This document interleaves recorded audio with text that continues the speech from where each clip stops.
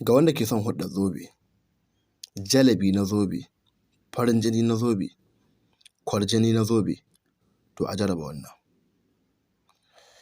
Ana samun ƙarfen tagulla da na jan ƙarfe kuma. Tagulla da jan ƙarfe. Kowacce a rubuta, kowane zobe biyu ake yi, Hassan da Usaini ne. Zobe na farko kowanne ɗaya a rubuta mai wannan hatimi mai albarka, yadda aka gan shi haka daga nan sama har ƙasa. Na biyun ma a rubuta mai wannan da aka gani haka daga farko har ƙasa. Bi ma'ana kamar haka kenan. Misali, jan zobe ga nashi, na tagulla ga nashi, amma ni ba shi bane ba na zana. Idan aka yi haka, aka buga jikin zoben, abin da za a yi, za a je a samu garahuni, ganyen garahuni da ganyen biyar rana, za a haɗa su a daka su waje ɗaya. Idan aka daka su waje ɗaya, sai a samu turare kamfani sai a zuba a cikin hayaƙin.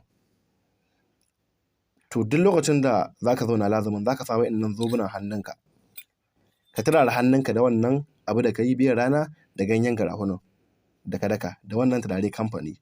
Za ka hayaƙa hannunka, ka turara hannunka da cabzinka. Za ka ja lazumin iza waƙa ƙafa 3 tun daga farko har ƙarshe. Ka jaraba wannan. Ba wai na ce kullum ka yi ba, amma na iya maza ne kawai.